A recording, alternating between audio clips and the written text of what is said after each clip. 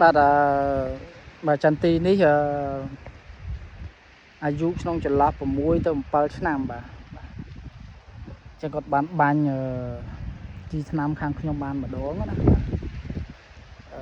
ម្ដងហើយឥឡូវនេះបាញ់ហើយរយៈពេល13ថ្ងៃហើយបាទអញ្ចឹងមុននេះភាសាមួយគាត់គឺគាត់ចង់បាញ់ស្អែកម្ដងទៀតអញ្ចឹងណាចង់បាញ់ស្អែកម្ដងទៀតអញ្ចឹងគាត់ចង់បញ្ចូលភាសាទៀតហើយមុនផ្ការីមក10%គាត់ចង់បាញ់ឲ្យបាន3ដងអញ្ចឹងវាបាញ់ហើយវាបានមកអញ្ចឹងខែនេះខ្យល់ហើយត្រជាក់ហើយបាទវគ្គមុននោះខ្ញុំបាននិយាយថាយើងសោះបន្តិចឥឡូវយើងចាប់ដើមគិតទាំងអស់គ្នាថយក្រោយវិញបាទពីខែ9មកមេឃចាប់ដើមភ្លៀង9ខែ10មកជុំភ្លៀងទៀតបាទមកដល់ខែ11ត្រឹមថ្ងៃទី20អីយើងឃើញថាយើងស្កាលបាទយើងស្កាលភ្លៀងតិចបាទអានេះជាការតាមដានរបស់ខ្ញុំតាមរយៈភ្ញៀវបាទទូទាំងប្រទេសដែលយើងចូលព័ត៌មានបានគាត់ណាគឺក្នុងរយៈពេលប៉ុណ្ណឹងអញ្ចឹងមិនន័យថាជិត3ខែ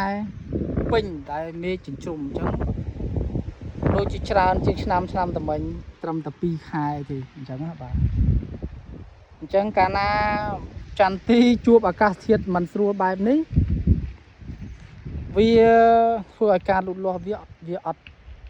ប្រក្រតីបាទអញ្ចឹងការលូតលាស់របស់វាគឺនិយាយចាប់ពីខែនេះរហូតទៅដល់ខែ5គឺអាកាសធាតុវាអត់អំណោយផលសម្រាប់ដំណាំមួយនេះទេបាទអញ្ចឹងបងប្អូនត្រូវប្រុងបាទប្រុងឲ្យត្រៀមចិត្តតិចទៀតនឹងមានការរុះក្តាប់បានន័យថា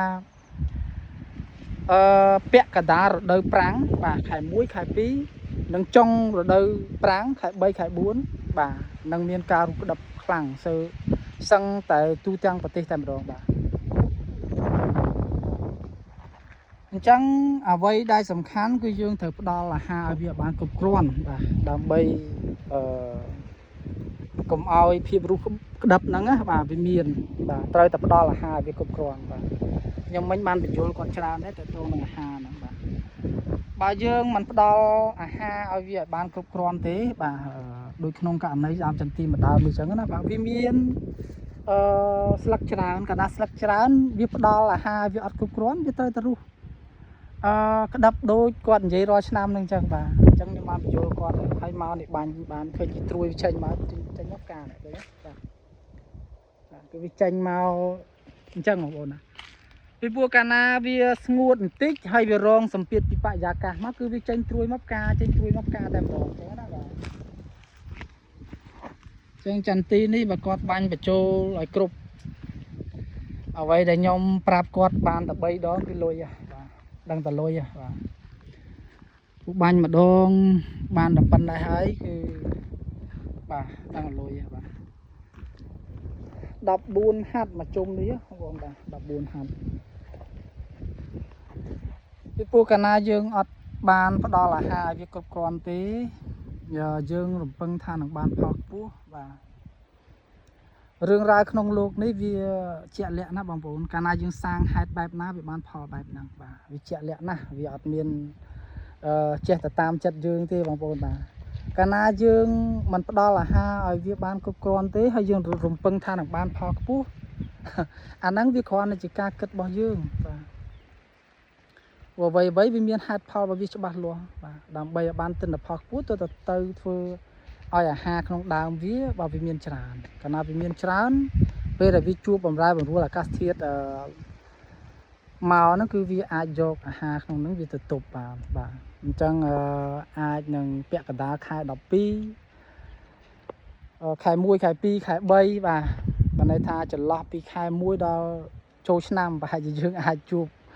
គ្នាច្រើនតាមរយៈវីដេអូរបស់ខ្ញុំណាបាទក្នុងខែហ្នឹងខ្ញុំនឹងធ្វើវីដេអូច្រើនទាក់ទងទៅនឹងចាំទីជាពិសេសគឺការរុះក្តាប់រុះផ្កាហ្នឹងតែម្ដងបាទតែខែនេះខ្ញុំអត់ទាន់បាននិយាយទេបាទទី1ខ្ញុំរវល់ដែរបាទការងារមានច្រើនបាទទី2ខែនេះក៏ខ្ញុំអីវ៉ាន់ចេញច្រើនបងប្អូនបាទខ្ញុំអត់មានពេលទេម្ដងមកការខ្ញុំបានមកចការចឹងទៅ ហើយខែនេះដូចខ្ញុំបាននិយាយវីដេអូមុនហ្នឹងខ្ញុំអត់បាននិយាយអីច្រើនទេបាទពីព្រោះនិយាយច្រើនខែនេះវាហៅថាអត់ត្រូវការបងប្អូនអញ្ចឹងទៅតែចាំនេះសិនទៅចាំខែចុងខែ12ខែ1ខែ2ខែ3បាទយើងជួបគ្នាវីដេអូច្រើនតាក់ទងទៅនឹងចន្ទីរុះផ្ការុះផ្ដិបឬមួយក៏ចិត្តបានប្រមូលផលវារុះផ្លែទៅវិញទៀតបាទហ្នឹងហើយអញ្ចឹងចាំខែនោះទៅចាំយើងជួបគ្នាបាទអរគុណបងប្អូនសម្រាប់ការតាមដានเพจរបស់ខ្ញុំណាបាទខែនេះអត់សូវបានចេញវីដេអូច្រើនទេបងប្អូនបាទ